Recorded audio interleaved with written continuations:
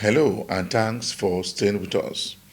Goods worth 31 billion naira impounded by Papa Customs Command. Also on Customs report, the Federal Operation Zone A also impound goods worth 7 billion naira. Plus more report. I am Egeseme Ide. Stay tuned.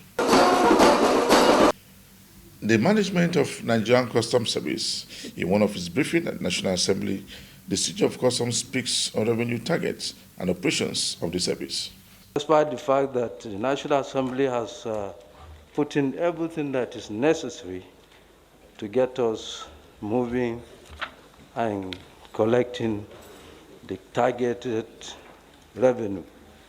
Mr. Chairman, let me start by saying, unlike my brother in the NNPC, the job of customs is unpredictable.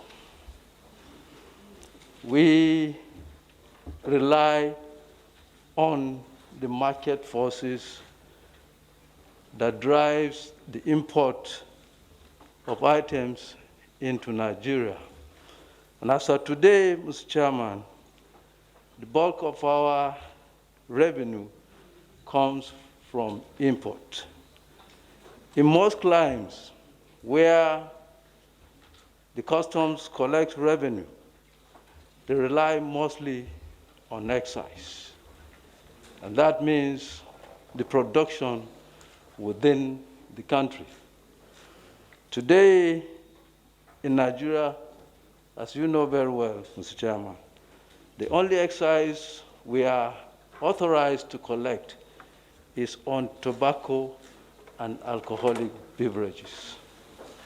All other industries that produces in Nigeria do not pay excise.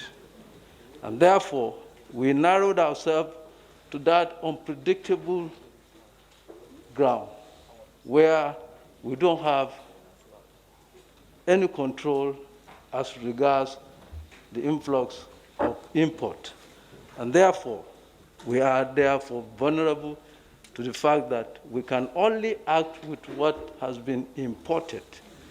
And 2021, we are in fact grateful to God that in 2020, despite the COVID-19, we realized an upgrade with regards to the revenue.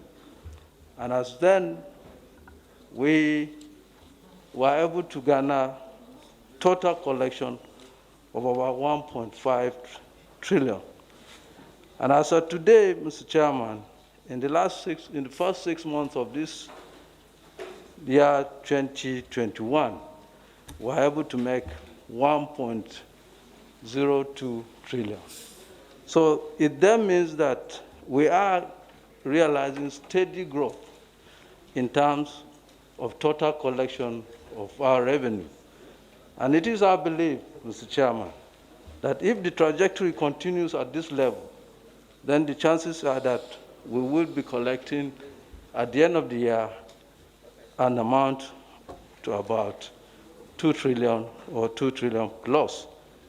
That is attributed to the fact that as COVID is subsiding, the market is opening, people are importing.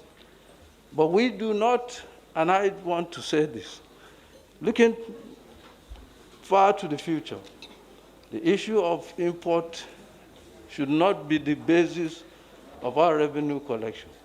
We must encourage our own production within the country and therefore expand our excise base.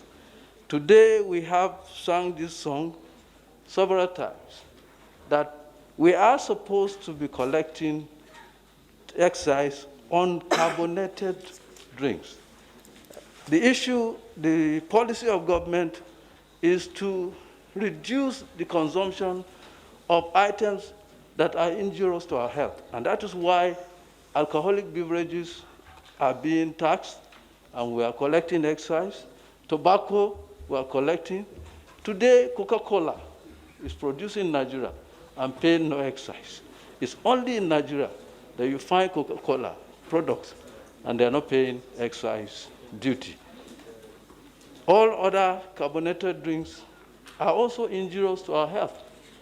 So if we equally tax tobacco and alcoholic beverages, I see no reason why we should not tax the carbonated drinks. He also speaks on customs management, members of the National Assembly. The most non-compliant group of people. I must say this and say it with all sense of responsibility.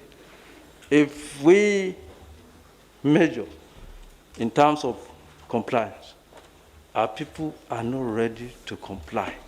And therefore, you find out that for every 10 container that we examine, you hardly find 5, in most cases, that are fully in line with declaration. The rest are either underdeclared, in connivance between the importers, the freight forwarders, and of course our officers in some cases. So this is one of the fundamental reasons why smuggling still continues to strive. Along our borders, Mr. Chairman, distinguished members, we have put in place what we feel is adequate in terms of managing smuggling. We have a 3-layer enforcement. We have the area commands that are deployed in the borders. We have the federal operation units, and we have the strike force, which are always on standby for any credible information to strike. These have yielded adequate result, but certainly that has not curbed smuggling. And I must say here, Mr. Chairman, that for us to stop smuggling completely is probably unheard of. But we are working assiduously to reduce it to the barest minimum. And we need a lot of other input in terms of technology, in terms of manpower, and of course, most importantly, Mr. Chairman, is that I've said this in so many forums, and I will repeat it here, is that the non-cooperation of our border citizens is one of our biggest problems. And I don't blame them, because when you go to these border communities, Mr. Chairman, you find out that in most cases, there's no governance, there's no presence of government there. They don't have water. Some of them have to cross to the other countries to be able to get medical attention. And so when we contact them and begin to talk to them for cooperation, they looked at us with some strange face, because they don't understand why they should cooperate with us. And it's true, because we don't provide anything to them. We have border management committee, nothing is happening. We have made cases and complaints, nothing is happening. And these people, in most cases, are the ones that turn around to support smugglers to fight us.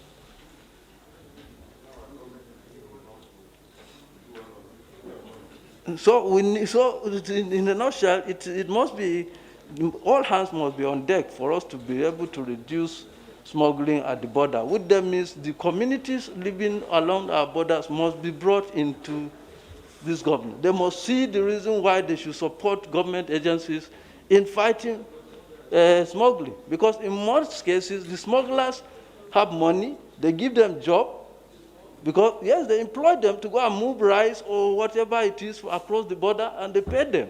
That's the employment. You are watching the program Customs Report. Goods worth 31 billion naira has been pounded by Papa Customs Command. The controller said that the pounded goods contradict the importation of goods into the country. The controller stated that the revenue profile of the port has increased by 68% when compared with the collection of over 500 billion in 2020. For us in the Papa Area Command, we have already boarded and fastened our seatbelt towards the realization of this revenue target, inshallah. We hope that the service will surely leverage on the deployment of digital transformation of custom business processes, which will further take care of many control mechanisms through its risk management system. This transformation will further harmonize the activities of our stakeholders towards seamless ease of doing business in the port. For the first time, the command brought together stakeholders, DSS, NDLA, and MPA to speak on the way forward for the port authorities. By the grace of 2022, by the grace of God. In the area of anti-smuggling operation, in line with the provision of Eastern circulars, trade guidelines, and enforcement of government fiscal policy measures, the command has further strengthened its anti-smuggling operation against economic sabotagers through credible intelligence-driven operation and continuous partnering with other relevant agencies for effective port management. With the help of the scanners will now reveal it, because it's going to be a pre-scan. And once it is pre-scanned, the image will be stored. And by the time you have captured your declaration, that is when it is synchronized. That is what I was telling the other speaker, that we need synchronization between our system, NISIS-2, and the scanning system, the image analyst. So it is when the image synchronized, we'll now know that, yes, selectivity will now be triggered to confirm whether it is suspect or it is not suspect. So that is the situation. And with this kind of synchronization, it will also reveal any kind of concealment that is in that particular container. That is why scanning is very important. It's not only important to the revenue, but it's also important to the security of the nation as well. And the issue of custom release and custom upheld on the road. Well, all these kind of issues comes as a result of lack of compliance. If we are sure of our compliance, that people will never have anything to do. But the point is that we are not compliant, and we continue preaching and sensitizing of the compliance level. If we are compliant, anybody who stops you on the road, you can come out and look at him eyeball to eyeball and tell him, I have declared the true content of the cargo, and I paid the true value of the cargo. Go to hell. You are a Nigerian, you are a citizen of this country. Nobody should intimidate you. But because we are not sincere, and that is why we are having this problem. Let me give you an example. Have you seen any manufacturer or conglomerate who are very much compliant with their declaration being stopped on the road? Never. Please, members of the press, I want you to assist us also by preaching compliance to these importers and the traders, so that we can facilitate honest and transparent trade.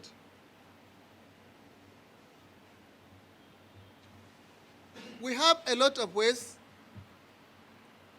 that we assist the system to facilitate trade, particularly when you look at the fast track scheme, which allow cargo to move seamlessly from the port to the owner's premises. So for those people who are complaining about custom stop, custom hold, custom has a layer of control. Not only here, from here, or if you go to the border, if you are coming out of the border, there's layers of control. If you think you have jumped this one, you will not jump the other one. And that area you are talking about has been yielding a lot of fruitful results, particularly in terms of revenue and security. If you go to the payroll operation and you look at the statistic of what those people perform, you'll be surprised on that road. So that further, that customs will continue to implement government policies without fear or favor. In the maritime industry for some period, and I'm not sure you remember a year that we all started like this. This is actually the customs press briefing. But for you to see us flanked by the CSC side shows that we mean business. And this year is definitely a year we intend to improve on what we have achieved. That is synergy, to be very specific. We intend to improve on it. We have done so well in 2021, but that does not mean that there is no room for improvement. And for him to invite us to be seated here, they said the taste of the pudding is in the eating. So it is better seen and eaten than be imagined. And since you are seeing us here, there is no imagination about it. Port manager. Whatever we do is tailored toward supporting government policies and programs, and by extension to state that no agency is an island to succeed in whatever establishment we find ourselves in. In Apapa Port in 2021, we have seen what we have done so far in terms of arrest. We are seeing how the relationship has blossomed and metamorphosed to a lot of successes that are being recorded. It is a fact, the media are here, they have seen it all, the arrests being made, but the Nigerian Customs and NDLA, in partnership, which we have been doing, with the support from the port management, because we are operating under their jurisdiction. So I want to clear this mind and to also state that in 2022, we have a very constructive platform where we do our engagement, where we make our analysis and deductions, and how we are going to add more value to what we have been doing. So with the coming of the scanners, it's a good thing, and that is what the government wants, and it is smoothing the processes and operations and cargo and all of this. So basically, you should expect more blessings, you should expect more tidings, and you should expect that here, what we don't want is cutting corners. What we don't want is a situation where people will begin to import things that is an infringement to national security. That is where we're going to have problems with virtually anybody that does that. Anything that is being outlawed, anything that has infringed on national security, then perhaps we're not going to take it very pleasant with anybody that does that. Finally, we enjoy your support to enlighten members of the public more, and even the importers, to do what is rightful, to do what is needful, so that we have a similar process without any encumbrances in our operations. Highly successful because of the collaboration we have enjoyed amongst ourselves and the singular focus of ensuring that we implement all the noble initiatives of the federal government of Nigeria. The controller mentioned processes for export. In fact, that was the meeting that kept me behind, because there was a summon from PEBEC to our own managing director, and we were now asked to give them an update on platforms that we have created. Presently, Lily Pond has been identified as the final export processing center for export goods coming to Lagos Port Complex. And in due course, the Nigerian Customs and other agencies of government will be informed of the takeoff date, because a lot of renovations are ongoing in that place. To buttress what he has said, whatever is done and sealed there can now approach the port without any stoppage along the port corridor. It's just for them to come into the port and go on the vessels. Second to that, we equally have the apprehension of stowaways with the efforts of the Nigerian immigrations, and so many arrests have been made on those who had even attempted to smuggle things either in or out by the NDLEA. So we are all joining forces to ensure that things are done properly within the port corridor. The controller mentioned one key thing. When we are an import-dependent nation, it is not building up our economy. It is when we are able to export our goods and they reach the destination in the right quality and quantity that we can begin to compete effectively among the ports in the sub-region. So we are all here to ensure that the necessary platform is given for everybody to do the right thing and for the name Nigeria not to attract any negative comments anymore, but for us to be able to stand for the core values of the federal government. So we still seek everybody's collaboration, please. It's not just among the government agencies, the media, the stakeholders. We need your support in getting things done the right way. One major appeal I'm going to make here, please. For the export, we are having a present challenge, whereas trucks loaded with export goods on getting to Creek Road especially start stalling for TDOs and refusing to come into the port. For those who are not aware, the allegation will be, oh, it is customs that is keeping them. No, customs is not keeping them. Everything has been concluded, but these people are now trying to have a two-in-one transaction. And you now see them hanging around the port corridor. We have used enforcement, we have tried so many things. So I'm seizing this platform to appeal to everybody. You have a brother who is an agent, you have anybody who is into that business, cooperate with us to keep the port corridor free and flowing. The Federal Operation Unit Zone A has also seized goods worth 7 billion naira in 2021. The acting controller says that the Nigerian Customs Service will continue to fight against smuggling of items through the unapproved route into the country. It speaks more on a number of issues. According to the acting controller, between January 1st, 2021 to December 31st, 2021, a total of 82,000 bags of rice, about 135 trailer loads of rice, and 12,000 kegs of 25 liters of long product were impounded by its men. Regarding anti-smuggling activities, our focus will be the border areas as we are going to dissipate a lot of energies to intensify patrols and ensure custom goods do not find their way into the country. We are not unaware of the fact that election year is just around the corner. It is a period during which illicit importation takes place, and certainly that will not happen. So that the unit also map out strategies to seriously pursue revenue recoveries and ensure that customs meet the revenue target as approved by government. Obviously, the rejigging was the magic wand that shot up the seizure profile of the unit between September and December 2021. In this new year, the unit has discreetly mapped out strategies to vigorously pursue revenue recoveries and ensure we meet or even surpass any target given to us. All revenue leakages must be blocked as the Customs Intelligence Unit will spread their tentacles to furnish the unit with credible information regarding concealment, transfer of value, wrong classification, and low value.